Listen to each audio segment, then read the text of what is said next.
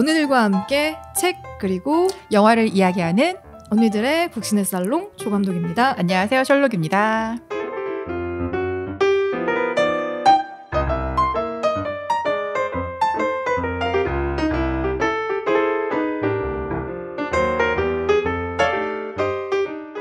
명절 잘 보내고 왜 이렇게 빨리 와, 명절은?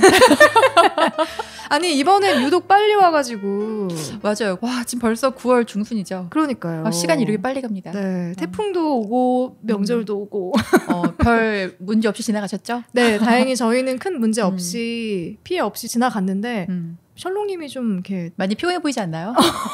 이거는 그러니까 재난 상황은 아니고 일 쪽에서 재난이 있어서 일이 너무 많아? 네. 근데 일은 계속 많아요. 언제 쉬는 거예요? 아, 명절 때도 일했다고 들었는데. 제가 말씀드렸잖아요. 물이 들어와서 노를 저어야 되는데 언제까지 저어야 될지 모르겠다고. 나도 진짜 뭐 그만 적고 싶다 할 때까지 올해 일을 해보고 싶은데 올해는 제가 좀 한가했거든요, 전반적으로. 그래도 전 쉬고 싶습니다.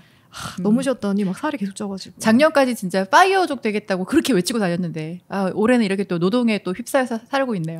그리고 집값이 요새 조금씩 떨어지고 있어가지고. 근데 체감을 못 하겠어요. 파이어족이 되려면 부동산 투자해가지고 확 벌어야 되는데 지금 그게 안 되고 있다. 시드가 없다. 너무 쉽다. 지금 2주택자이신 걸로 알고 있는데 셜록님 모르겠어요. 세금으로 다 나가고 있어요. 그러니까요. 저 이제 명절 보내고 얼마 안 있어서 다시 일상을 살기가 지내기가 좀 쉽지는 않을 것 같은데 네. 다시 일상으로 돌아오신 우리 언니들에게 한마디. 올해가 또 얼마 안 남았더라고요. 맞아요. 그렇죠? 한 3개월? 저희도 이제 모임 준비하면서 다음 모임 공지하는데 오늘 제가 10월달 모임 얘기하다가 말 뱉으면서 놀랐어요. 와, 10월? 시간이 진짜 빠르구나. 그러니까요. 곧 또 한 살 먹는 시즌이 다가오고 있습니다. 몇 개월 안 남았습니다, 그쵸? 언니들. 네. 뭐 새해 준비 이제 이런 거 사실 의미 없잖아요. 맞아요. 의미 없어요. 하루하루 재밌게 삽시다, 언니들. 그럽시다. 남은 3개월 우리 재미있게 하루하루 잘 보내는 시간이 됐으면 좋겠네요. 그랬으면 좋겠습니다. 저희 살롱의 다이아몬드 다이아몬드 레벨 그녀 다이아몬드 달달보름님이 또 새로운 게스트를 이 정도면 다리 부러진 제비 아닙니까? 정말 여기 흥분올부가 진짜 어떻게 이렇게 또 복주머니를 물어다 주셨는지 모르겠는데 새로운 게스트분을 함께 모시고 방송을 하게 됐어요. 우리 방송의 스케일이 갈수록 커지고 있어요. 부담스러워요. 그렇어요. 오늘의 게스트를 소개하도록 하겠습니다. 배윤민정님. 안녕하세요. 배윤민정입니다. 저는 에세이를 쓰는 작가이고요. 아내라는 이상한 존재, 나는 당신들의 아랫사람이 아닙니다. 라는 책을 썼고 서울 마포구에서 글 쓰는 여성들의 공유공간 신여성을 운영하고 있어요. 그리고 글 쓰는 여성들의 이야기를 담은 팟캐스트 에세이 클럽을 제작 진행하고 있습니다. 반갑습니다. 반갑습니다. 그리고 그 옆에 우리 살롱의 다이아몬드. 다리 부러진 제비. 누가 제 다리를 부러뜨렸나요? 달달보름입니다. 만나서 반갑습니다. 반갑습니다. 아니 두 분은 어떻게 인연이 돼가지고 오늘 이렇게 저희 방송에까지 게스트로 초대를 하실 수 있었는지 궁금해요. 일단 제가 일방적으로 먼저 팔로우를 시작을 한 거고요, 인스타그램. 어떻게 알다가? 팟캐스트에서 큰일은 여자가 해야지라는 이다희 작가랑 박초롱 작가가 운영하는 팟캐스트가 있어요. 거기 게스트로 나오셨는데 목소리가 너무 특이하시잖아요. 맞아요. 진짜요? 되게 낭랑하세요. 네. 그래서 되게 너무 신기해서 듣다가 약간 빠져드는 목소리여가지고 어떤 얘기를 하실까 하면서 듣기 시작했는데 기혼 여성 페미니스트 이야기를 다룬 책을 쓰셨다고 하시더라고요. 근데 제가 기혼 여성이잖아요.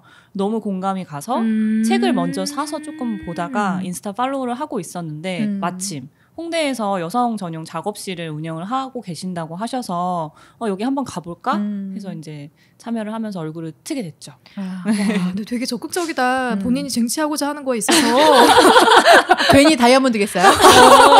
이 사람이다 싶으면 바로 그냥. 혹시 그 배우민정님은 어떤 분이신지 달달보름의 목소리로 한번 더 들어보면 좋을 것 같아요. 뭐 약간 배경음악 깔아야 될 것 같은데. 남이 하는요. 하는 자기소개를 사실 그렇게까지 친하지 않아서 제가 사적으로 이렇게 대화를 많이 해본 적은 없고 그 여성 모임이랑 그리고 글쓰기 온라인 모임에서 민정이 진행하는 그거를 만나서 이야기를 했던 게 다여가지고 정확하게 제가 이분이 어떤 분이다라고 이야기하기는 힘들고요. 다만 제가 책에서 봤던 민정의 모습은 굉장히 당차고 약간 무서울 것 같은 느낌이었는데 실제로 대화를 해보니까 공감도 되게 잘하시고 여린 느낌이 조금 나서 이게 글과 사람의 성격이 다를 수도 있겠구나라는 그냥 예상 정도만 했던 것 같아요. 그게 신기해요. 저도 책 읽으면서 이분은 찐 T일 것 같아 맞아요. 받고 왔거든요. 그래서 오늘 배운민정님이 선정해주신 책은 어떤 책이죠? 아내라는 이상한 존재라는 책입니다. 예, 제가 쓴 책이고요. 예, 인생책을 추천해달라고 말씀을 하셔가지고 어쨌든 저에게 인생책은 최근작이 될 수밖에 없기 때문에 또 이 책을 가져와서 소개를 해보고 싶었고요. 또 저는 이 책이 뭐 저의 개인적인 작가로서의 의미도 있지만은 또 한국 사회에서 페미니스트로 살면서 개인이 겪게 되는 이런 모순과 분열을 잘 담아낸 책이 아닐까 스스로 자평하고 있거든요. 그래서 오늘 북신의 살롱을 통해서 한번 이야기를 해보고 싶었습니다. 네. 그러니까요. 제가 이 책을 추천해 주셔가지고 이제 부랴부랴 사서 읽었는데 그래서 제 머릿속에 있는 작가님의 느낌하고 실제로 뵙고 이렇게 받는 느낌하고 조금 차이가 있어요. 맞아요. 네. 아니 이혼 얘기 쓰셨는데 이렇게 해맑게 소개해 주세요. 그쵸. 이렇게 해맑은 목소리로 낭랑하게 얘기하셔도 괜찮은 걸까? 뭐 이런 생각도 들고. 염려하지 않으셔도. 그런데 저도 에세이 클럽 팟캐스트를 하다 보면 게스트를 초대를 해요. 그렇게 해서 보통 이제 책을 쓰신 분들을 초대하는데 전혀 책과 작가의 이미지가 180도 다른 경우가 대부분이었었거든요. 굉장히 이제 심각하고 좀 무거운 이야기를 쓰신 분들은 너무 유머러스하고 밝으신 분들이고 굉장히 막 호쾌하고 웃긴 이야기를 쓰신 분들은 약간 조용하고 수줍은 분들이 많더라고요. 자신의 숨겨왔던 모습을 책에서 드러낸다. 그래, 알 수 없는 거예요. 맞아요. 네. 맞아. 그래서 책 어떻게 읽었는지 언니들 감상 먼저 들어보고 그리고 나서 오늘은 작가님한테 궁금했던 거. 이건 정말 에세이이기 때문에 어쩔 수 없어요. 읽으면서 이러한 상황들은 어떻게 극복하셨어요? 라는 질문도 좋고 아니면은 지금 작가님은 어떠세요? 라는 질문도 좋고 아마 질문들을 쏟아내는 시간이 되지 않을까 싶어요. 저희 사실 녹음 전에 좀 걱정했거든요. 우리 작가님 울리면 어떡하지? 울지도 몰라. 저것도 또 웃으면서 울지도 몰라. 일단 저는 두 번째 본 책이에요. 첫 번째 민정이 하고 있는 모임에서 이 책이 마지막에 선정이 되었어서 그때 보게 됐었는데 그때도 너무 재밌게 읽었거든요. 일을 하다가 제가 책을 쉬는 시간에 중간중간에 이렇게 읽는 그 습관 같은 게 있어서 쉴 때마다 한 번은 책을 잘 안 읽거든요. 뭐 몇 시간 이렇게 빼놓고. 근데 한 번 시작하니까 멈출 수가 없는 거예요. 다음 이야기가 너무 궁금해서. 그래서 하루 중에 2시간 반, 3시간 안에 진짜 후다닥 읽어버린 책이 이 책이었는데 이번에는 제독인데도 똑같이 2시간 안에 정말 후다닥 읽었을 정도로 흡입력이 너무 좋고 진짜 글을 너무 잘 쓰시지 않아요? 맞아요. 글 되게 잘 쓰세요. 네. 그 가독성도 되게 좋기도 하면서 다음 얘기가 궁금하게 만드는 그런 능력이 너무 부럽더라고요. 질투도 나고. 맞아. 네, 그래서 그런 부분이 너무 재밌었고 일단 저는 같은 가부장제 안에서 아내로서 또 살고 있는 사람이기 때문에 제가 느끼고 있는 많은 지점들을 좀 명쾌하게 긁어준 느낌이 들었어요. 이게 여기가 왜 간지럽지? 어디가 간지럽지? 모르고 있었던 부분을 그 약간 자아분열하듯이 뭔가 고백을 하잖아요. 자조적인 어투로. 그게 나도 이런 부분에서 이런 걸 느꼈을 수도 있겠다라는 지점이 너무 공감이 많이 됐고요. 또 불편했던 지점들 이런 것도 약간 억울하기도 하고 또 이해되기도 하고 그런 답답한 마음이 해소된 느낌. 사실 어떤 뚜렷한 정답을 제공하지는 않잖아요. 그럼에도 불구하고 나와 비슷한 처지를 겪었던 사람이 한 발짝 앞서서 그 마음을 다 드러냈다는 것 자체로도 저한테는 되게 고마운 책이었던 것 같아요. 그리고 글 쓸 때 스스로 연민의 대상처럼 글을 쓰지 않잖아요. 분명히 나에게도 문제가 있었을 것이다라는 식으로 글을 쓰는 그 고백 투가 너무 저는 좋았어요. 사람이 모두 다 완벽하지 않은데 그거를 객관적으로 볼 수 있는 능력? 이런 것도 글을 잘 쓰기 때문에 나타날 수 있는 게 아닐까라는 생각도 들었고요. 저는 이따가 얘기하긴 하겠지만 탈코르셋에 관한 이야기가 되게 많이 공감이 됐거든요.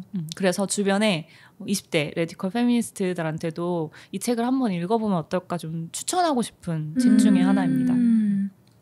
솔롱님은 어떻게 읽으셨어요? 저는 처음에 사실 이제 감독님 통해서 톡으로 제목을 먼저 들었어요. 근데 제목이 아내라는 이상한 존재. 그래서 뭔가 아직 내가 살아보지 못한 아내로서의 이야기인가 보다. 라고 생각을 하고 책을 받았는데 처음 딱 보고서 신박하다고 느꼈던 게 지금 잡히진 않지만 책 표지에 맞아. 얇게 이혼 신고서가 각인이 되어 있어요. 네. 그리고 밑에 탈코르셋 섹스 이혼에 대하여라고 딱 써 있어서 이거 내가 생각했던 그런 즐거운 결혼 생활에 대한 얘기는 아니겠다. 첫 번째 인상이었고 두 번째는 책을 종이질이 엄청 좋아요. 맞아. 그리고 맞아요. 그쵸? 이 디자인도 저 이런 거 되게 좋아하거든요. 이렇게 좀 딱 책 중간에 껴올 수도 있고 책에 돈을 좀 쓰셨다. 디자인에 돈을 좀 쓰셨다. 이 느낌인데 책을 읽으면서는 사실 이게 이혼 과정을 좀 담고 또 그간의 좀 심리적인 묘사를 너무 디테일하게 해주셔서 사실 처음에 읽으면서 좀 기빨렸어요. 굉장히 기빨린 부분이 있었는데 이게 이혼 과정도 그렇고 뭔가 이 페미니즘이라는 어떤 옷을 입고 세상에 좀 부딪히면서 실망감, 절망감 이런 거를 겪으시면서 이 묘사를 너무 생으로 보여주시니까 뭔가 내가 이 시기에 배은민정이라는 사람의 마음속에 한번 들어갔다 나온 느낌? 그래 사실 가독성이 좋았던 것 같아요. 뭔가 맞아요. 감정이 계속 연결이 되니까 뭔가 이 사람이 결혼 감정에서 느꼈던 뭐 쓸쓸함, 절망감을 느끼는 부분에 나도 그걸 공감할 수 있고 또 나중에 은연중에 뭔가 시원섭섭함과 안도감을 느낄 때도 같이 이게 나 뭔지 알 것 같고 내가 겪어보지 않았지만 왠지 알 것 같다라는 정도로 너무 디테일하고 생으로 써주셨어요. 날것 진짜 날것 그대로의 날것 느낌. 그대로의 느낌이라는 표현이 딱 맞는 것 같아요. 어떻게 이렇게까지 날것을 그대로 보여줄 수 있지 싶을 정도로 그래서 아마 이 방송 듣고 계신 분들이 도대체 무슨 얘기이길래 이렇게 날 것 그대로라는 것이지라고 물음표를 계속 갖고 계실 텐데 어떤 이야기가 담겨 있죠? 이 책에는? 책의 내용에 대해서 간단하게 소개를 드리자면 제가 어느 날 배우자가 외도를 했다는 사실을 알게 되고 이혼에 이르기까지의 과정을 담은 책이에요. 그리고 또 너무 밝게 생각했어요. 죄송한데 조금만 한 톤만 낮춰서 얘기해 주실 수 없을까요? 그리고 또 단순히 이혼에서 오는 괴로움, 그런 개인적인 괴로움만이 아니라 한국 사회에서 기혼 여성 페미니스트가 살아가면서 겪게 되는 여러 가지 자기 분열적인 상황이라든지 거기에서 오는 고통에 대해서 저는 써보고 싶었어요. 그러니까 특히 저는 이제 기혼 여성에게 가해지는 여러 가지 억압적인 상황이 있는데 그쪽에서 성이라는 문제를 중점적으로 생각했던 것 같아요. 그러니까 이제 섹스에 관해서인데 대표적으로 이런 이야기가 있죠. 저희가 미디어에서 보면 흔히 듣는 말이 이렇게 기혼 남성들이 막 모여가지고 낄낄거리면서 마누라 샤워하는 소리가 무섭다. 그리고 뭐 어느 날 밥상에 장어 같은 게 오르면 겁이 난다. 막 이런 식으로 기혼 여성의 성적 욕망에 대해서 아무렇지도 않게 조롱하는 분위기가 저는 있다고 생각해요. 그런데 한편으로는 또 그러면서 만약에 정말 아내라는 존재가 그 남편이랑 섹스하기 싫어, 자기 싫어 막 이러면은 근데 섹스 같은 말 들어가도 되는 거죠? 그럼요. 갑자기. 금기시하는 단어는 아니잖아요. 그래서 자기 싫다 그런 얘기가 나오면은 남편이 불쌍하다. 그러면 너 왜 결혼했냐? 막 이런 식으로 이야기를 하고 또 실제로 법 조항에 그 성관계 거부는 이혼의 유책 사유가 된다고 나와 있어요. 그러니까 저는 이런 문장을 그 법 조문에서 보는 순간 엄청 공포스러운 느낌을 받았거든요. 아니 나의 그런 침대에서 일어나는 일들에 대해서 얼마나 많은 사람들이 지금 주시하고 통제하고 입을 대고 있는가 이런 분노가 막 치솟더라고요. 책에서 제가 이런 문장도 썼는데 잠깐 읽어볼게요. 네. 거기에서 이런 저의 분노에 대해서 이야기하면서 나에게 섹스란 무엇일까? 30대 중반인 오늘날이 되어서야 처음으로 자신에게 이 질문을 던졌다. 10대 때는 금지된 일이었고 20대 때는 수치스러운 일이었고 결혼하고 나니 의무가 됐다. 어떨 때는 이 사실이 너무 화가 나서 가슴이 터질 것 같았다. 이런 문장을 썼는데 그러니까 저는 이렇게 사회적으로도 여성의 성에 대해서 굉장히 다층적인 억압이 있는 상황에서 또 N번만 같이 굉장히 폭력적이고 아주 이제 끔찍하고 여성 착취적인 범죄가 연일 일어나고 있잖아요. 저는 이런 환경에서 어떻게 내가 자유롭고 행복한 마음으로 내 남편을 막 만지고 사랑하고 뽀뽀할 수 있는가? 이거는 불가능하다 이런 생각이 들었었어요. 그리고 또 제가 이후에 탈코르셋 운동에도 그 탈코르셋 운동이 사회에서 이슈가 됐을 때 굉장히 감화를 받고 이제 적극적으로 실천했던 사람이었어요. 그래서 머리도 아주 짧게 자르고 소위 말하는 남성복이라고 일컬어지는 그런 옷들을 입었을 때 그 남편이 스타일이 바뀌니까 성욕이 안 생겨. 그 에피소드도 인상적이었어요. 예, 그런 말들이 있었거든요. 저는 이런 말을 들었을 때 정말 우리가 한 인간 대 인간으로 만나고 있나? 아니면 뭔가 남자와 여자? 아니, 아내와 남편? 이런 역할극을 하고 있는가? 이렇게 계속 질문을 하면서 이 뭔가 부글부글 끓어오르는 감정으로 하루하루를 살고 있을 때 어느 날 배우자의 외도라는 사건도 터지고 이런 상황에서 또 한 여자가 무엇을 겪고 무엇을 느끼는지 한번 좀 집요하게 그 밑바닥까지 써보자 이런 생각을 가지고 책을 썼어요. 예. 그래서 정말 밑바닥까지 너무 파헤쳐서 네. 저는 읽으면서 혹시 이거 실명이면은 어떡하지라는 사실 이런 계속 걱정이 되더라고요. 요즘에 하는 일이 좀 소송 이런 거라 보니까 예. 맞아요. 그래서 당연히 이제 가명으로 썼고 여기 참 믿기지 않겠지만은 그 등장하는 인물들한테 원고를 사전에 공유하고 더 정말요? 이렇게 조율하는 과정들이 있었어요. 그 과정도 참 떠올리기 힘들 정도로 저한테 쉽지 않은 상황이었죠. 예. 근데 그 과정에서 허락을 받고 그럼 작성을 하신 거네요. 적극적으로 이제 지지를 받거나 당연히 그럴 수는 없는 내용이기도 했지만은 이게 네가 써야 된다면 써라 이런 식으로 사람들이 하는 반응이 있었고 또 어떤 부분들에 대해서는 삭제를 요구하는 그런 식의 말들도 있어서 좀 조율을 거쳤죠. 거기에 대해서. 에세이 속에 준호와 수진에게 수민에게 보낸 거예요? 이제 전 남편이었던 사람은 이 원고를 다 보고 그 수민이라는 사람은 저의 브런치에서 제가 이 글을 사전 연재했었는데 그 링크를 보내고 언제든지 필요한 거 있으면 말을 해라 나에게 그렇게 이야기를 했죠. 근데 이제 수민에게는 응답이 오진 않았어요. 그냥 이제 더 이상 교류를 하고 싶지 않다는 뜻으로 저는 받아들였었고 이제 전 남편과는 꽤 긴 메일과 또 싸움의 시간들이 있었죠. 그게 진짜 대단하지 않아요? 맞아요. 그러게요. 저는 감히 상상할 수 없는 솔직함이기도 하거든요. 왜냐면 저는 책을 읽으면서 어떤 생각이 들었냐면 일단은 나랑은 정말 많이 다른 분이다라는 생각. 저는 제가 가지고 있는 어떤 아픔, 고통, 슬픔 이런 것들을 드러내는 것 자체가 온전히 그 고통만 전달이 될까 하는 생각이 드는 거예요. 남편이 혹은 애인이 바람이 났다고 얘기를 하면 야, 그 자식 진짜 안 되겠다라는 얘기를 함과 동시에 근데 되게 뭔가 너가 잘못한 건 없어? 네가 뭐 외롭게 했다거나 어떤 시그널을 보고도 그냥 지나치지 않았어? 라는 어떤 시선이 공존한다는 거죠. 이거는 아무리 친한 관계에서도 분명히 같은 시선을 저는 보낼 거라고 생각하거든요. 그러니까 어느 순간에는 아예 얘기를 안 해버리는 게 제가 상처를 덜 받는 방법이 되는 거예요. 그래서 얘기하지 않는 저는 그런 편이거든요. 그게 저의 치부처럼 느껴지니까. 근데 작가님은 다 얘기하는 거예요. 정말 가감 없이 이게 내가 이런 얘기를 했을 때 사람들이 어떻게 생각할까까지 아예 가지도 않고 그냥 이야기를 다 쏟아낸 것 같은 느낌을 저는 받았거든요. 다른 사람의 시선이 중요하지 않고 나는 지금 이 감정, 이 기분, 이 상황을 표현하는 것이 중요하다라고 저는 느꼈어요. 그래서 그런 솔직함이 도대체 어디서 나오는 건지 그리고 그 용기는 또한 어디서 시작되는 건지가 너무 궁금했거든요. 맞아. 솔직함이라고 생각하면 저는 언제나 글을 썼을 때 굉장히 솔직하게 쓴다 이런 이야기를 듣는 편인데 솔직한 이야기라는 게 뭘까? 이런 생각들을 많이 해보게 돼요.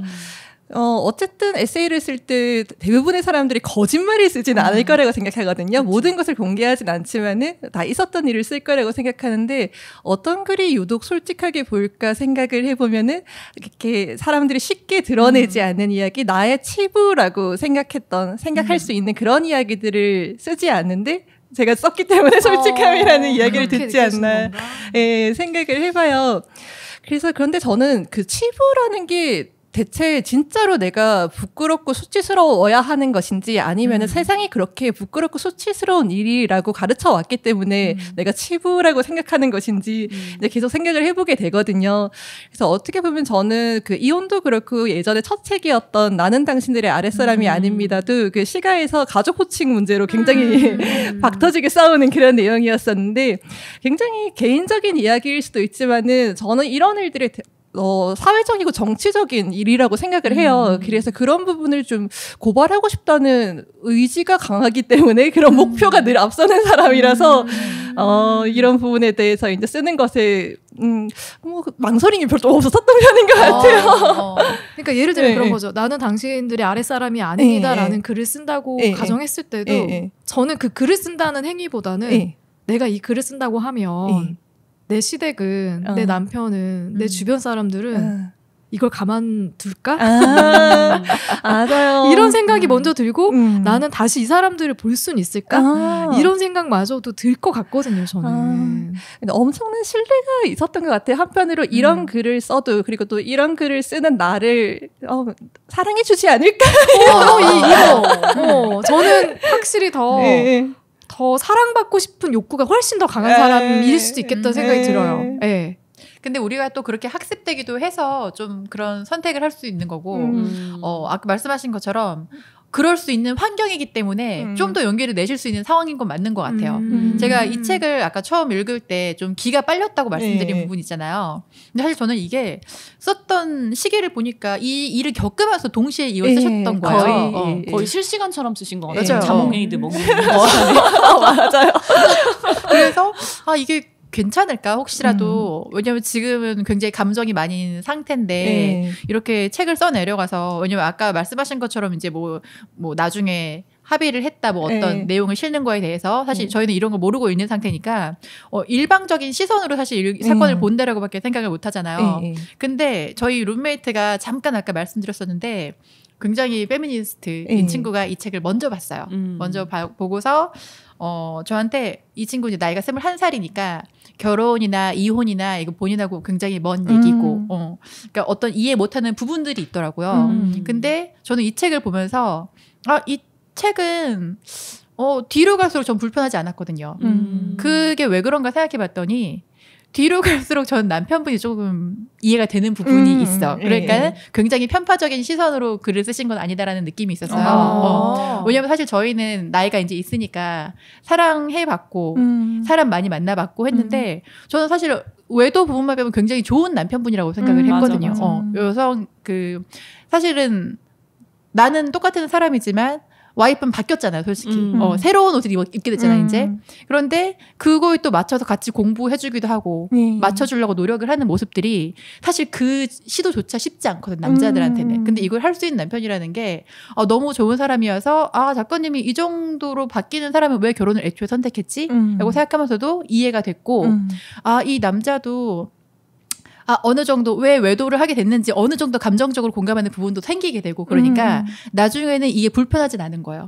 그리고 굉장히 이거는 한 방향으로 본 건 아닌 것 같다, 이 관계를. 그래서 저는 좀 괜찮았어요. 이 해석이 맞습니까? 작가님의 변을 들어야 될 것 같아요. 좋은 남편이었는데 그거는 제가 좋은 아내였던 만큼 또 나쁜 아내였던 만큼 그 사람도 좋은 남편이고 나쁜 남편이었을 것 같고요. 분명히 이제 결혼을 하게 돼서 두 사람이 관계를 만들어갈 때 그 상대방도 저는 굉장히 저에게 많이 따라와 주려고 하고 바뀌려고 노력했던 이제 페미니스트로서 약간 약간 그 습득해 갔던 과정들이 있었다고 생각을 하거든요. 그런데 그 속도라든지 거리가 제가 원하는 만큼 최종적으로 좁아지지 않는 느낌들이 또 저에게는 큰 절망을 일으켰어요. 그게 뭔지 압니다. 네. 그러니까 아예 뭔가 이 사람이 말귀가 안 통한다 이게 아니라 이 사람이 이만큼 노력하고 나도 이만큼 노력하는데 결국 두 사람 사이에는 그 넘을 수 없는 거리라는 게 한 인간이기 때문만은 아니라 그냥 진짜 남자와 여자이기 때문에 맞아요. 넘을 수 없는 거리가 있다는 걸 느낄 때마다 이 원통함을 예, 주체할 수가 없더라고요. 그리고 그 책에도 나와 있지만 남자들은 조금만 잘해도 엄청 잘한다는 칭찬을 듣는다는 이야기가 써 있잖아요. 아, 맞아요. 예. 저는 그래서 그 저번에도 한번 여기서 얘기했었던 적이 있었던 것 같은데 82년생 김지영 보면은 공유 보고 사람들이 야, 저 정도 남편이면 살겠다 이렇게 얘기하는데 아니거든요. 옆에서 지영이가 빨래 개고 있을 때 캔맥주 따서 처마시고 있어요. 아무것도 해주지 않는 남편이란 말이에요, 사실은. 근데 그냥 아내한테 그 마음에 조금 공감해줬다는 이유만으로 저 정도면 살겠다라고 이야기하고 있는 이 사회 자체가 저는 뭔가 이거는 바뀌어야 된다라는 생각은 여전히 있긴 있어요. 사실 감독님이나 저는 사실 미혼이라서 어디까지 사실 이게 이해가 되는지 사실 좀 그런 건 있어요. 근데 저희 남편도 제가 이런 얘기를 하면은 100% 다 이해는 못해요. 그래서 어느 정도 저희는 합의를 하면서 살고 있어요.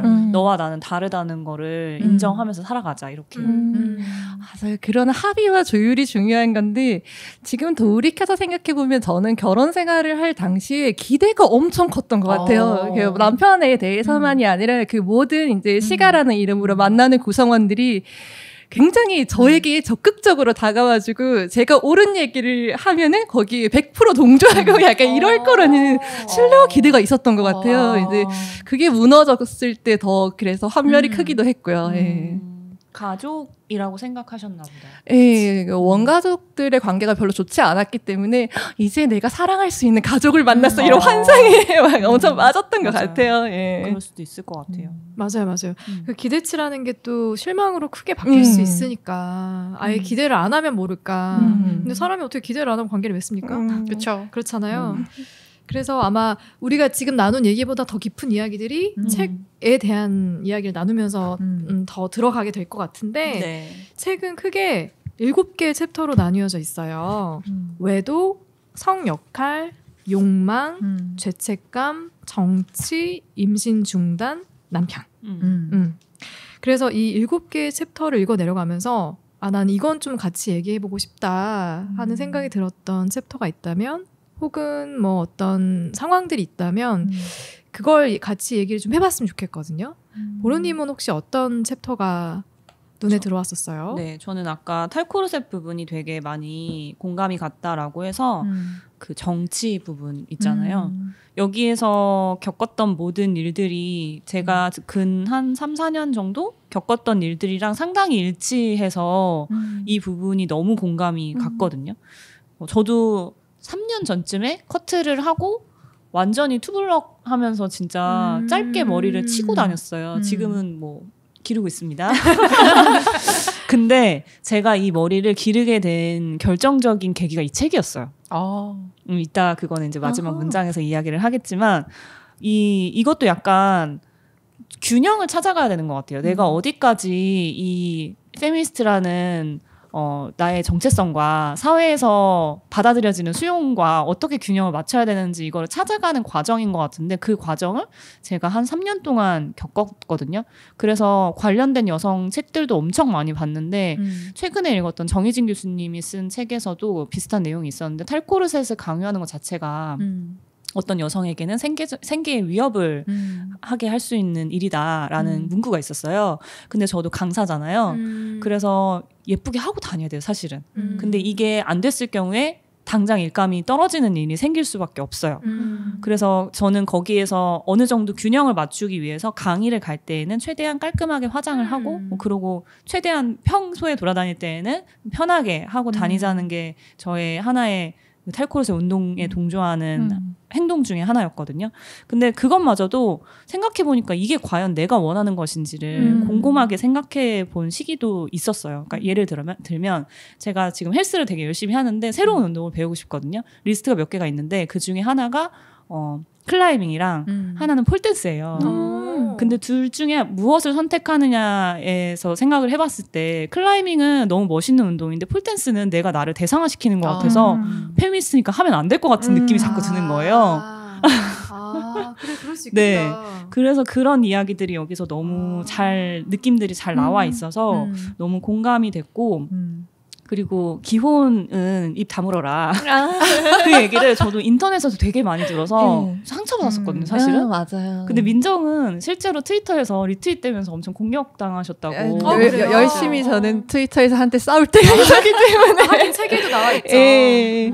보면서 되게 진한했겠다 싶으면서 저도 지금 만나는 레디컬 페미니스트 친구들 보면은 그런 부분에서 충돌이 있을 때가 있거든요. 그래서 나 다이어트 해야지. 언니 다이어트 왜 해요? 약간 이걸로 좀 날카롭게 물어봐요. 다이어트라는 것 자체가 코르셋이라고 생각하기 때문에 물론 코르셋은 맞는데 저는 예쁜 몸 가지고 싶거든요. 사실은 그게 저의 욕망이에요. 뭔가 이걸 대상화시키고 싶은 게 아니고 살면서 그냥 멋진 몸 한 번 갖는 게 나의 어떤 버킷리스트 중에 하나인데 그거를 자꾸 검열을 하려 들려고 하니까 제가 뭔가 당당하게 내가 페미니스트다라고 얘기하기가 힘든 부분이 있기도 하고요. 그리고 트랜스젠더를 옹호하지 않잖아요. 연대하려 하지 않고 그 부분이 저는 상당히 좀 실망스러웠거든요. 사실은 저 이 방송 나가면 저도 욕먹는 거 아니에요? 듣고 계실 거야.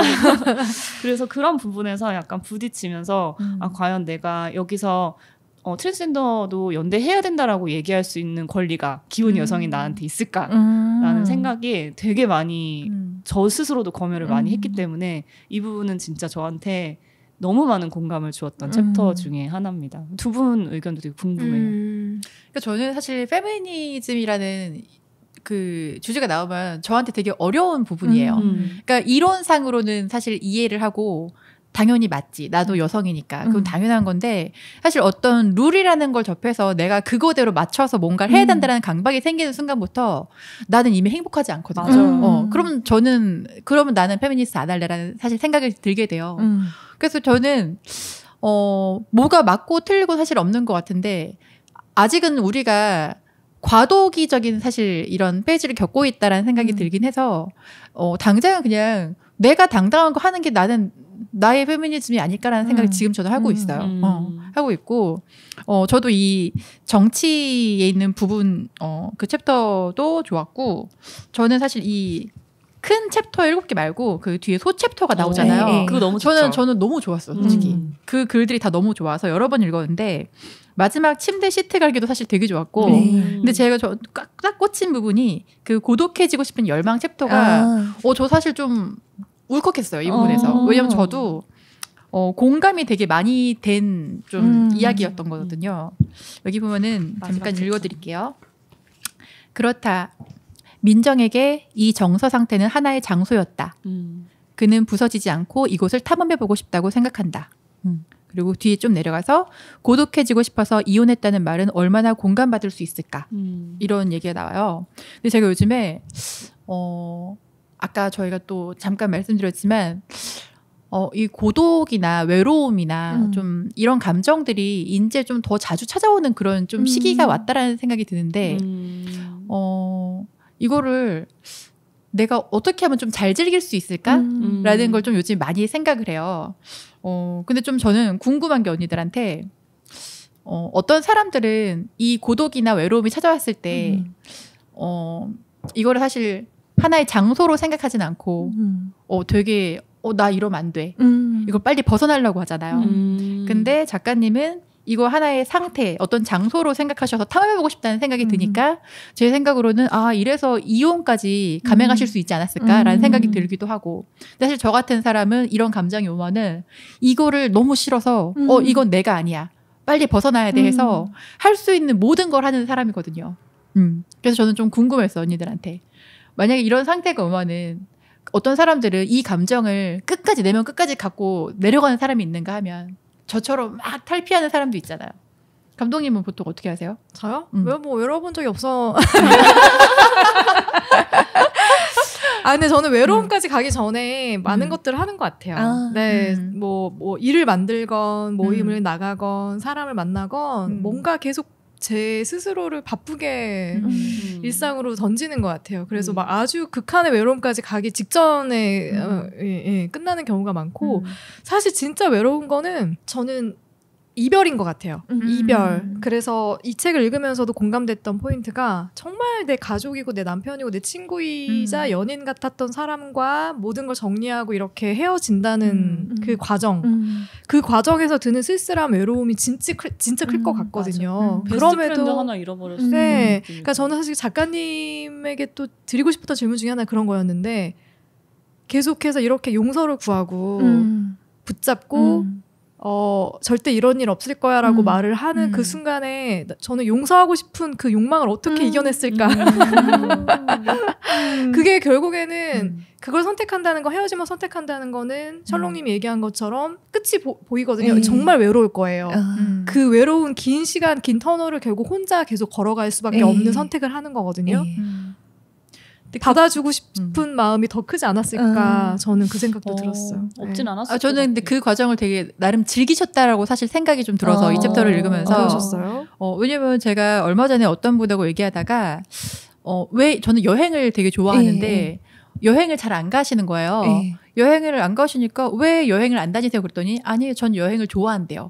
저는 간 걸 본 적이 없는데 근데 내면으로의 여행을 되게 좋아하시는 분인 거예요. 그래서 어떤 책을 읽고 지금 작가님이 쓰신 것처럼 뭔가 내가 이런 감정도 느낄 수 있는 사람이었어? 이걸 장소라고 생각해서 거기 머물면서 거기가 어떤 데인지 오직 탐험처럼 탐구해보고 싶고 근데 제가 이걸 읽으면서는 와 저도 이 부분 보면서 저랑 되게 다른 분이구나. 근데 이 여정을 되게 즐기신 것 같다. 고독해지는 것을 즐겼다고 하기에는 굉장히 저는 많이 힘들었기 때문에 즐거웠나? 이거는 약간 헷갈리긴 한데 근데 그 사람이 굉장히 극도로 외로워졌을 때 엄청나게 에너지가 그 외로움에서 오는 에너지가 있는 것 같아요. 아마 그 에너지로 또 책을 쓰지도 않았나 이런 생각이 들거든요. 그래서 지금은 저는 요새는 별로 안 외로운데 남자친구가 생겨서 별로 안 외로운데 아니 어디서 만나셨어요? 근데 되게 이 평온한 상태가 좋거든요. 평온하고 충족되고 계속 이렇게 나를 뭐 사랑해주는 느낌 같은 것이 좋은데 한편으로 이렇게 극도로 철저하게 외로운 상태가 가끔 지금도 그립기는 해요. 아마 이 양가적인 감정은 또 저 말고 다른 분들도 다 알지 않을까라는 생각이 들어요. 왔다 갔다 하면서 사는 것 같아요. 작가들이 가지고 있는 어떤 외로움이라는 감정은 글쓰기에 동력이 되는다는 얘기를 되게 많이 들었던 것 같아요. 그래서 거기에서 뭔가 심연을 파고들면서 나의 감정이 어떤 것일지 계속 질문하고 그런 과정에서 훌륭한 글이 나오는 것 같기도 하고 근데 저도 지금 질문 들으면서 생각해봤는데 저는 그 외로움이라는 감정이 슬프다고 느껴본 적이 없는 것 같아요. 왜냐면은 저 혼자 뭘 하는 걸 되게 좋아해서 외로운 이 타이밍 되게 좋다. 또 뭔가를 하자 해서 혼자 이렇게 뭐 술을 마시러 가거나 여행을 가거나 그걸 너무 좋아하거든요. 저는 어느 순간부터 이게 뭐 슬프고 그런 감정이 아니라 그냥 나의 인생에 언제든 불쑥불쑥 찾아오는 거니까 이것도 좀 즐기자. 근데 아시다시피 제 성격이 원래 좀 긍정적이잖아요. 맞아. 그래서 그런 것 같아요. 아니 근데 그건 있어요. 저는 셜록님 보면서 어떤 생각하냐면 막 내 일상을 살다가도 갑자기 확 올 때가 있잖아. 맞아요. 근데 저는 그 원인이 이 일에서 오는 것 같긴 해요. 그러니까 예전에는 이 일이 뭔가 나의 자아 성취의 수단이었다고 생각해서 아무리 바빠도 지치지가 않았는데 요즘에는 뭔가 자아가 분리되는 느낌이 좀 들어서 일을 위해 사는 건가 살기 위해 일을 하는 건가라는 약간 그 제가 기로에 서 있는 것 같아요 지금. 그래서 거기에서 조금 고독함이 오는데 저는 사실 이 고독과 외로움에 좀 익숙하지 않은 사람이라서 제가 어떻게 핸들링할지 이걸 잘 모르겠더라고요.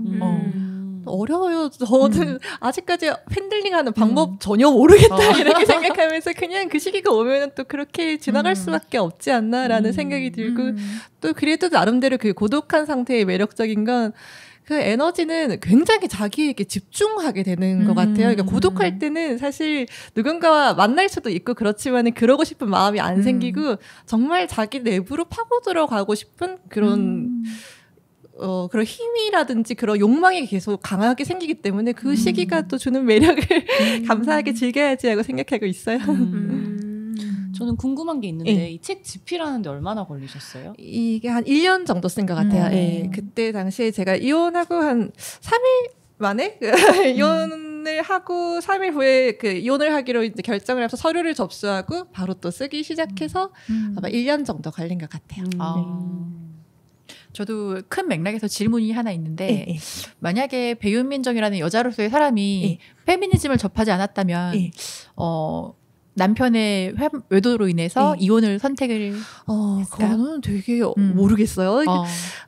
근데 저는 그 신뢰나 믿음 같은 게 엄청나게 중요한 사람이고 사람이 좀 유연하지를 못해요. 그래서 적 아니면 동지 이런 사람이거든요.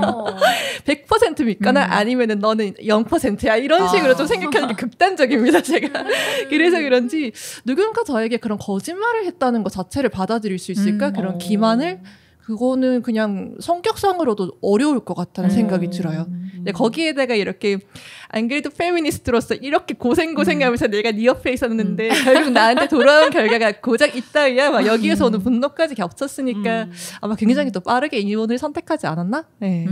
진짜 들어요. 그 일 터지자마자 바로 이혼 접수하러 가신 거잖아요. 이제 알고 밤새고 바로 법원에 문 열자가 진짜 대단하지 않아요? 그러니까 저는 사실 이거 보면서도 그래도 계속 연락하고 계속 만날 일이 생기고 이혼 후에도 사실 뭐 호텔까지 가시고 그러니까 되게 그런 과정들을 보면서 이게 미련인가 아니면 잘 정리하려고 사실 이런 노력을 하시는 건가 좀 그런 이해 안 되는 부분들도 잠깐 있었거든요. 저는 잘 정리한다고 봤어요. 같은 기혼자로서 느끼는 감정은 결과적으로는 뭐 잘 정리된 것 같은데 그때는 무슨 의도가 있어서 그런다기보다 너무 하루아침에 일어난 일이고 굉장히 혼란스러운 상황이었고 막 우리가 사니 못 사니 뭐 이렇게 맨날 싸우고 있었던 게 아니라 특히 저는 이 소식을 들을 시기에 굉장히 정말 우리가 좋은 커플이구나 라고 행복한 결혼 생활을 그래도 나는 하고 있어 라고 생각했던 부분이 있거든요.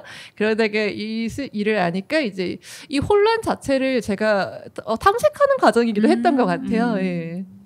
지금은 혹시 연락을 하고 지내세요? 아유, 이제 오래됐어요. 이제 사실 그때 연락을 하게 됐던 것들은 이혼이라는 게 서류에 도장 찍는다고 끝나는 게 아니더라고요. 재산 문제, 집 정리, 뭐 기타 등등 뭐 엄청난 또 서류 작업들이 있고 그렇더라고요. 그 사이사이 만나다가 이제 다 정리된 후에는 언제든지 만나려고 마음만 먹으면 만날 수 있겠지만 그런 마음이 생기진 않는 것 같아요. 그 책 중간에 그런 얘기도 써 있잖아요. 내가 동거를 했었더라면 이렇게까지 복잡하진 않았을 텐데 결혼제도 안에 들어가서 이게 이렇게 복잡해졌는지 모르겠다. 그런 거 따지고 보면은 진짜 결혼 너무 비효율적인 제도예요. 맞아요. 근데 또 다른 측면의 이야기도 있거든요. 결혼을 했기 때문에 내가 받을 수 있는 것들도 있었던 거 맞아. 네, 그런 것들도 사실 좀 약간 양가 감정이 들게 만드는 요소이긴 해요. 맞아요. 사실 저는 한때는 결혼제도 안에 속해 있는 기혼자라는 위치가 너무 저를 화나게 했던 적이 있었는데 근데 한편으로 이렇게 이별을 하게 됐을 때 그 위치가 저에게 보장해주는 권리들이 있는 거예요. 그런 권리들 사이에서 참 복잡한 감정을 안 가질 수가 없는 것 같아요. 저는 또 한 가지 궁금한 거는 제가 찐 F거든요. 찐 F면은 뭐죠? 저는 완전 감정적인. 전 진짜 찐 F거든요. T의 그런 어떤 논리적이고 이성적인 생각들 따라가기가 어려운 지점들이 분명히 있어요. 그래서 이 과정 속에서 제가 물음표가 들었던 게 몇 가지가 있는데 한 가지만 말씀드리면 궁금하지 않았을까? 이제 한 번쯤은 그냥 이 사람이 진짜 왜? 그러니까 이 책 속에서 사실 구체적으로 나와 있진 않거든요. 그 부부 상담을 받으러 이혼을 결정하고 상담 받으셨더라고요. 그 왜라는 걸 알고 싶어서 저도 상담을 받으면서 혹시 그 납득되는 지점은 없으셨어요? 상대의 어떤 왜에 대한 것들이 좀 풀리는 지점들은 없으셨나요? 그렇지는 않았던 것 같아요. 이게 여러 가지 뭐 이유들은 생각해 볼 수 있는데, 근데 사실 어떤 일들은 하는 주체도 자기 행동을 이해 못하는 것 같아요. 그래서 남이 그걸 이해하기가 너무 힘들고 뭐 여러 가지 맥락들이 있었겠죠. 근데 부부 상담을 그때 받을 때 이 사람이 굉장히 자신의 저랑 살면서 어떤 부분이 힘들었는가를 미주알 고주알 이렇게 밥 먹을 때 숟가락 안 씻어놓고 막 이런 식의 이야기들을 계속 꺼내는데 저는 한편으로 한심하기도 하지만은 이 자기 자신도 지금 모르고 있고 이해를 못하고 있기 때문에 입에서 그런 이야기가 나오는구나라는 생각도 또 들더라고요. 그렇게 이해하셨구나. 그 시간들이 뭐 크게 도움이 되지는 않았던 것 같아요. 그 왜를 납득하기까지는. 또 왜를 납득하고 싶고 이유를 발견하고 싶어서 아마 책을 쓰지 않았을까? 글을 쓰지 않았을까 생각해요. 예. 그러면 글을 다 쓰고 나신 후에는 예. 어떤 그때의 생각과 지금의 생각에서 달라진 건 없으셨어요? 그때는 완전히 아무것도 뭔가 이해하지 못하는 대체 왜 이 일이 일어났는지 맥락 자체를 전혀 생각하지 못하고 그리고 또 결혼 생활을 하면서 내가 불편하다고 생각했던 일들이 있지만 이것을 이렇게 한 번에 정리를 쫙 해보진 않잖아요, 사람들이. 내가 지금 무엇 때문에 이런 맞아요. 게를. 이것들을 이렇게 좀 면밀하게 정리를 해보면서 그냥 우리가 아내와 남편으로서 살아왔던 시간 동안 각자 굉장히 가까운 사람이라고 했지만 사실은 각자의 삶이 전혀 달랐구나라는 생각도 들고 또 이 관계를 파탄나게 한 가장 큰 원인은 저는 가부장제 이게 외도도 있지만 그런 생각이 드는 거예요. 이렇게 저도 사실 페미니스트라고 하지만은 어떤 정상 가족에 대한 열망이 엄청 큰 사람이었었고 그 좋은 아내라는 역할에 저를 맞춰야 된다는 그런 강박에서 자유롭지를 못했어요. 그리고 또 제가 또 한번 이런 거에 뭔가 꽂히면은 엄청 그걸 잘 해내려고 하는 사람이에요. 그래서 막 좋은 아내가 되려고 노력했던 시간들도 그 전형적인 미디어에서 나오는 그런 아내가 되려고 노력했던 시간들도 있고 또 상대방도 그러니까 내가 생각하는 좋은 남편의 상에 맞춰주기로 요구했던 부분도 굉장히 있었어요. 근데 사실 우리가 이런 역할이 우리 자신이라고 생각하지 않고 그냥 조금 더 이 한 인간 대 인간으로서 서로를 바라봐줄 수 있었으면은 조금 더 서로를 연민할 수 있지 않았을까? 이런 아쉬움들은 저는 느꼈던 것 같아요. 세상이 밉다. 결론은. 맞아요. 저도 그 중간에 그런 이야기 있잖아요. 성욕할 얘기할 때 내가 탈코르셋을 하고 남편이 나에게 성욕을 느끼지 않는다는 말에 충격을 받았다라는 이야기가 있어서 남편한테 물어봤어요. 혹시 너도 그러니? 라고. 그때 저희 남편은 그런 적은 없다라고 얘기는 했는데 그의 속마음은 알 수 없죠. 솔직하게 솔직하게 얘기는 하지 않기 때문에. 제가 나는 솔로라는 프로그램을 정말 애청하는데 지금 돌싱편 하고 있거든요. 네. 돌싱편 하고 있는데 이게 참 어렵다 싶은 지점이 뭐냐면 요번에 이제 한 여성이 거의 몰표를 받았어요. 첫인상에서 몰표를 받았는데 누가 봐도 어떤 스타일이냐면 되게 청순하고 긴 머리에 하얀 피부 그리고 흰색 그 블라우스를 입고 그 포카리 스웨트에 나올 법한 그런 여성인 거예요. 다 그냥 첫눈에 너무 아름다운 여신 딱 그렇게 딱 있는 것 같아요. 그 정해진 어떤 그 뭐랄까 학습된 이미지 여성으로서 내가 섹시함을 느낀다거나 어떤 성적 욕망을 느끼는 대상은 이러이러한 모습이어야 해라는 그런 욕망이 있고 그것은 비단 여성뿐만 아니라 남성을 바라보는 시선에서도 우리가 섹시하다라고 생각되는 성적으로 욕망을 품는 상대의 어떤 외모의 기준 그런 것들은 어느 정도 학습된 게 분명히 있지 않나 하는 게 있는 거죠. 민정도 약간 자기 고백식으로 써놓은 것 같던데 예전에는 탄탄했던 몸이 언젠가부터 형탄 없어지고 그런데 그게 당연히 이제 어떤 학습된 스타일이 있고 제가 선호하는 섹시하다고 생각하는 남성상이 있고 반대도 그럴 텐데 그 여성에게 주어지는 그 상의 억압이 엄청 심하잖아요. 그 너무 심하게 우리가 그 상에 맞춰야 된다는 압박을 느끼면서 살아오니까 더 저는 이제 이런 것도 불공평하게 느껴지는 거예요. 내가 바라는 남자의 상에 너가 맞추는 것과 네가 말하는 여자 상에 내가 맞추는 거에서 내가 훨씬 더 고생해야 되는 이 느낌이 너무 싫죠. 고생해야 되죠. 맞아. 그런 게 있죠. 그래서 가끔씩 이제 언니들이랑 저희 모임에서 나는 솔로 신청해서 한번 나가보세요 하는데 언니들이 조 감독님 나가면 같이 나갈게요 하는데 상상을 해봤어요. 제가 나가는 걸 상상해봤는데 미쳐버리겠는 거야. 맞아요. 저도 처음에 저한테 나가라고 신청해보라고 하셔갖고 저도 저 상상해봤거든요. 너 누가 더 죽이고 나올 것 같아요.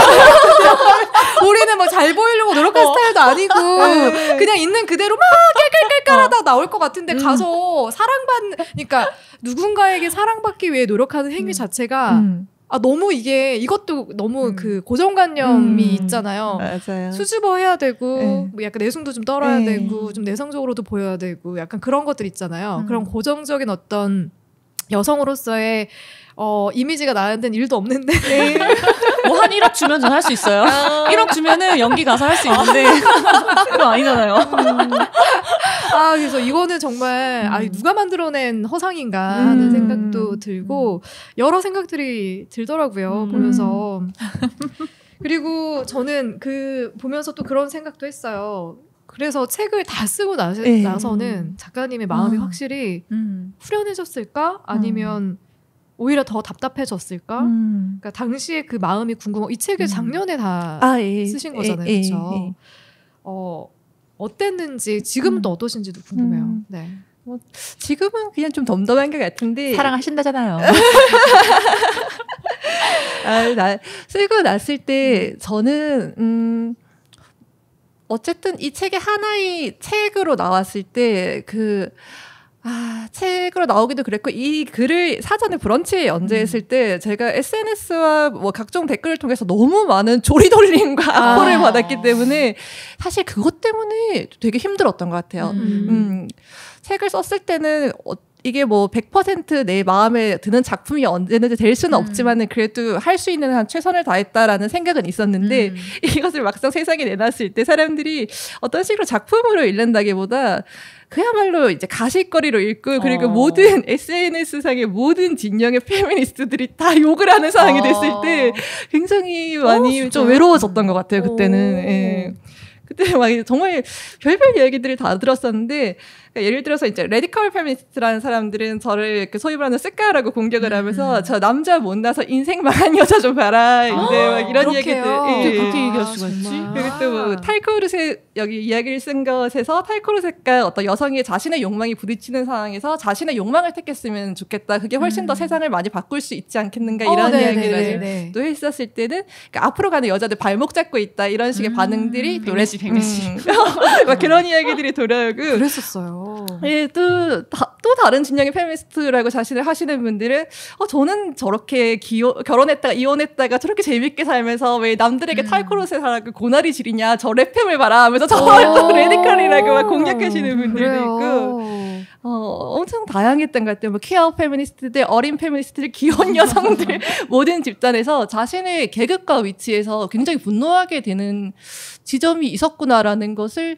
저도 나중에 알았어요. 그 반응을 보고. 그렇구나. 예. 똑같은 연대를 해도 모자랄 판에 왜 자꾸 이렇게 파일을 나누면서 분열되는 걸까요? 거기 그러니까요. 그런 것까지는 생각을 전혀 못했는데. 네, 저는 술면서도 전혀 생각을 못했죠. 예. 근데 그러면서 또 배워가실 것 같은데요. 그런 쪽에서도 이렇게 극단적인 사람도 있고 나의 이런 시선을 이렇게 또 바라보는 사람들도 있고 좀 되게 그런 여러 가지 말들을 들으면서 저는 그 말들이 나오는 발언을 가만히 살펴보면은 뭔가 작품이라든지 아니면 이 사람 뭐 개인이 싫다 이거보다 굉장히 자신들이 스스로 내재해야 되는 여성 혐오에서 나오는 발언들이 너무 많다고 생각이 들었어요. 예를 들어서 이제 나이가 어린 분들이 탈코르셋 얘기를 제가 쓴 걸 봤을 때 그분들이 하시는 말씀이 나이 들어서 하는 게 무슨 탈코르셋이냐 그것은 노화다 이 아줌마야 이런 식의 얘기 같은 것들 보면 누구야? 너무 충격적이야. 이제 그런 얘기에서 또 이렇게 나이가 좀 저랑 뭐 비슷한 연배거나 더 많거나 이런 귀여운 여성인 분들이 이제 봤을 때 제가 그 남편이 외도한 걸 알면서 계속 내가 같이 이 사람이랑 살면 내가 얼마나 한심한 여자로 보일까 막 겁냈다는 대목을 보고 그러면 너는 쉽게 이혼했다고 그 같이 사는 여자들보다 뭐가 잘난 줄 아냐 내가 우월감을 젖어서 정신 승리하지 마라 그래서 너도 우리랑 똑같은 여자들이면서 막 이런 얘기를 하는 걸 보고 좀 욕을 들어서 화가 난다 이것도 있지만 한편으로 되게 슬퍼지는 지점이 있었던 것 같아요. 어떤 맥락에서 이런 말들이 나올까 생각하면 도대체 왜 이렇게까지 극단적으로 이렇게 몰아세우게 되는 걸까도 사실 요즘 좀 궁금하긴 해요. 근데 저는 또 한편으로 좋다고 생각하는 게 욕먹은 게 좋다는 이 책 하나만으로도 그렇게 많은 이야기들이 오고 갈 수 있다는 거는 우리가 이 책이 아니었으면 듣지 못할 맞아요. 이야기를 함께 나눈 거 아니에요. 그런 지점에서는 좀 생각할 부분이 있을 것 같아요. 마치 퀴어 퍼레이드를 하면서 반대하는 사람과 퀴어 성소수자들이 같이 그 행렬에 참여하는 것처럼 어떤 하나의 장을 마련해준 느낌이 들어가지고 이 책이 근데 저는 요즘 되게 많은 생각들이 드는데 방향이 잘못된 생각들까지 존중해 줘야 될 필요가 있을까요? 저는 그런 어떤 상대주의, 그러니까 다양성을 다 우리가 보듬하고 가야 돼라는 생각도 되게 위험하다고 보거든요. 방향이 잘못된 생각들까지 우리가 안고 가야 되나? 이 생각이 저는 필요한 것 같아요. 아닌 것들에 대해서 아니에요. 당신 되게 위험한 생각하고 있어요. 그거 되게 잘못된 생각이에요. 그러지 말아요라고 이야기하는 목소리가 더 커져야 된다고 생각을 하는데 지금 이렇게도 생각할 수 있고 저렇게도 생각할 수 있고 이렇게도 바라볼 수 있고 저렇게도 바라볼 수 있지라는 생각들이 오히려 더 이런 어떤 갈등을 조장하는 방향으로 가는 것 같다는 그럴 수도 있죠. 생각이 들어서 저는 솔직히 그렇게 예를 들면 기혼자에게 기혼자인 페미니스트들에게 네가 무슨 페미니스트야라고 말하는 거 잘못됐다고 얘기해줘야 된다고 생각해요. 네, 그거는 잘못된 거고 퀴어 축제를 이제 퀴어 퍼레이드 그렇게 1년에 단 하루 나와서 인권을 이제 존중해달라고 말하는 목소리를 야 이 새끼들아 하면서 반대하는 사람들의 목소리 존중해야 된다. 저는 절대 그렇게 생각하지 않거든요. 막아야죠. 못하게 해야 돼요. 저는 못하게 해야 된다고 생각해요. 그런 거를 다양성을 존중해준다는 어떤 그 논리로 포장해서는 절대 안 된다고 생각해요. 그러니까 진짜 이게 어려운 것 같아요. 왜냐면은 내 시선으로는 넌 잘못된 방향이라고 생각하지만 그들이 볼 땐 내가 그럴 수도 있기 때문에 중요한 거는 일단 다 보고 내 걸 잘 찾아가는 게 정말 중요하다고 생각하긴 해요. 저도 그렇게 생각해요. 그리고 그런 어떤 뭐 퀴어 배제적인 목소리에 대해서는 단호하게 당신은 혐오 발언을 하고 있다라고 선을 긋고 제가 지적할 수 있을 것 같은데 기혼 여성은 가부장제 부역자다 이런 말이 생각하면 저도 이것도 혐오 발언이라고 생각하지만은 그럼 내 안에서는 그렇게 생각하는 부분이 없나 되짚어보게 되는 거예요. 스스로도 분명히 이 결혼제도에서 오는 어떤 차별성에 대해서 굉장히 분노했던 경험이 있고 이 일부라는 게 개인의 수치로 다가올 때가 있었기 때문에 이 여성 혐오적인 발언들이 여성에게서 나왔을 때 더 뭔가 맞거나 아니면은 평가하거나 이것을 어떻게 해석하는가 생각할 때 더 어려운 지점이 있는 것 같아요. 네. 그러니까 그래서 방향을 얘기하는 것 같아요. 저는 그래서 방향을 잘 봤으면 좋겠다고 하는 게 이게 약자들을 보듬고 약자들을 같이 이렇게 할 수 있도록 어떤 환경을 조성하는 방향인 것이냐 그렇지 않고 강자가 더 강해질 수 있는 그냥 그런 방향으로 가는 생각들인 것이냐 그런 지점에서 좀 같이 바라봐야 되는 게 있다고 생각해요. 그래서 그거는 진짜 저는 좀 이제는 좀 진짜 바뀌어야 되는 거 아닌가? 왜냐면 저희 늘 얘기하는 게 장애인 이동권 보장에 대한 문제도 마찬가지잖아요. 정말 댓글창 보면요. 끔찍하죠. 정말 더러운 댓글들 되게 많은데 그것도 너의 생각일 수 있지라고 저는 그걸 보듬어 안아서는 안 된다고 본다는 거죠. 그건 절대 안 되죠. 방향을 잘 바라봤으면 좋겠다는 생각이 들고요. 우리 마지막으로 일단 책에서 인상적이었던 문장 하나만 소개를 해주셨으면 좋겠고 그리고 나서는 우리 작가님이 또 굉장히 많은 또 비난과 비판을 받으셨겠지만 어쨌든 페미니스트로서 다른 여러 어려움에 부딪히며 살아가고 있을 언니들에게 해주고 싶은 이야기까지 들어보도록 할게요. 네. 저는 몇 군데가 있는데 사실 제일 좋았던 게 사실 에필로그 쪽에 있는 부분이에요. 사람은 생각보다 강한 존재다. 이토록 많은 것을 잃어버리고도 하루의 일상을 살아간다.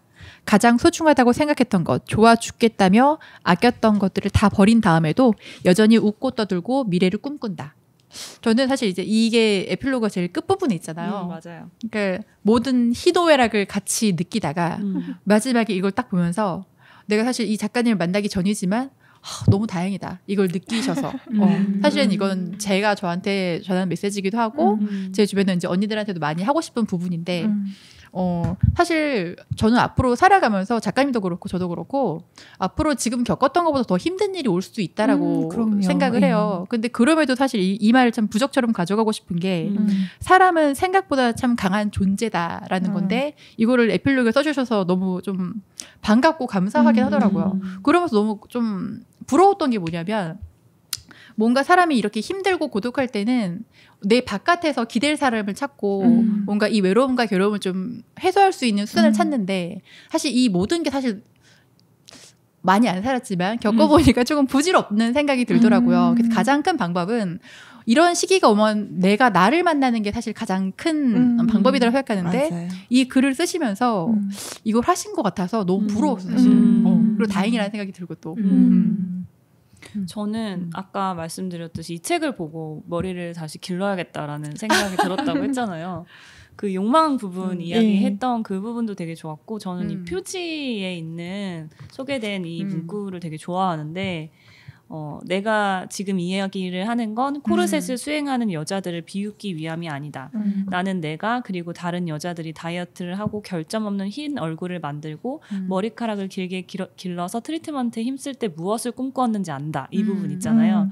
근데 그 부분에서 아까 말씀드렸던 것처럼 이게 욕망이라고 생각하는데 이 욕망이라는 거를 단순히 외적인 걸로만 해석하시는 분들이 계신 것 같더라고요. 저는 그래서 민정이 트위터에서 그렇게 공격을 받았다고 생각하는데 사실 외모를 꾸민다는 거는 외적인 거를 아름답게 가꾸겠다는 욕망만이 있는 거는 아니거든요. 이것은 그냥 어떤 발돋움일 뿐이고 매개일 뿐이고 이 이외에 이것을 활용해서 더 높은 자리에 가려고 하는 어떤 다른 욕망이 있다고 생각해요.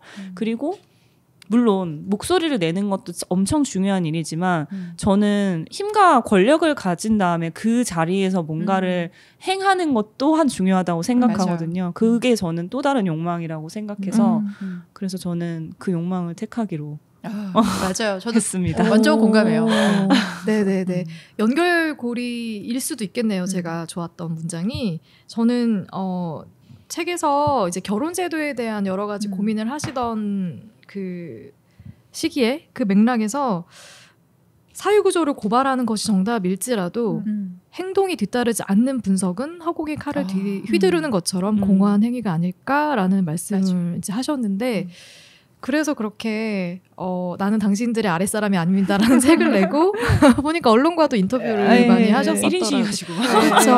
그러니까 저는 배은민정님이 대단하다고 생각하는 건 결국 행동을 했기 때문이라고 봐요. 맞아요. 그게 많은 다른 분들과는 다른 점이라고도 보고 저도 생각은 늘 하고 말은 하지만 행동으로까지 이어지지 않는 경우가 훨씬 많기 때문에 그런 지점에서 굉장히 또 배울 것들이 많은 분이다라는 생각을 하게 됐던 것 같습니다. 감사합니다. 사실 페미니스트로 살다 보면은 굉장히 외로워지는 순간이 많다고 생각해요. 페미니즘만이 아니라 무엇이든 자신의 신념을 가지고 그 신념대로 산다는 게 그다지 사람들에게 친밀함을 주는 인생의 방식은 아닌 것 같거든요. 그런데 저는 외롭다고 느끼시는 분들이 있다면은 제가 글 쓰는 여성들의 공유 작업실을 운영하는 이유도 그 때문이긴 한데 글 많이 썼으면 좋겠어요. 맞아요. 제가 책의 프로필에도 그런 문구를 썼는데요. 이상한 여자의 이상한 이야기가 더 필요하다라고 썼어요. 그러니까 저는 글쓰기가 나와 소통할 수 있는 동료나 친구를 만나는 가장 좋은 방식이 아닐까 생각을 하거든요.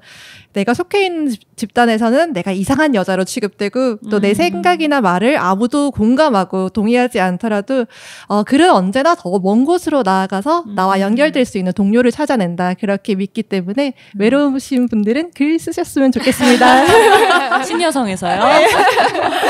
너무 할 말 있게 말씀하시니까 내일 가야 될 것 같아요. 마포에 있죠. 예, 홍대 입구역 근처에 있어요. 예. 네, 관심 있는 분들 어디로 찾아가면 되는 거예요? 그 인스타그램에서 신여성 작업실 검색하시면 나올 거고요. 그리고 또 트위터에도 똑같은 계정 신여성 작업실 있거든요. 한번 보시면은 저희 찾아오시는 방법이 나와 있습니다. 너무 몰리면 어떡하지? 네, 오늘 아내라는 이상한 존재로 같이 이야기 나눴는데 다음 주에는 이 비슷한 맥락으로 선정하셨을까요? 그런 것 같아요. 어떤 영화를 고르셨죠? 네, 마틴 맥도나 감독의 쓰리 빌보드라는 영화를 골랐거든요. 한번 이 영화를 보시면은 또 멋진 행동주의자들에 대한 이야기, 옳지 않은 사람들에 대한 이야기 같이 감상하실 수 있습니다. 행동주의자들에 대한 이야기. 네네. 영화 되게 좋습니다. 맞아요. 그래서 저희 일주일이란 시간이 있으니까요. 영화 꼭 보시고 다시 오셔서 들어주시면 좋을 것 같아요. 다음 주에도 우리 배우민정님 그리고 달달보름님, 솔롱님과 함께 다시 찾아오도록 하겠습니다. 다음 주에 만나요. 안녕. 감사합니다.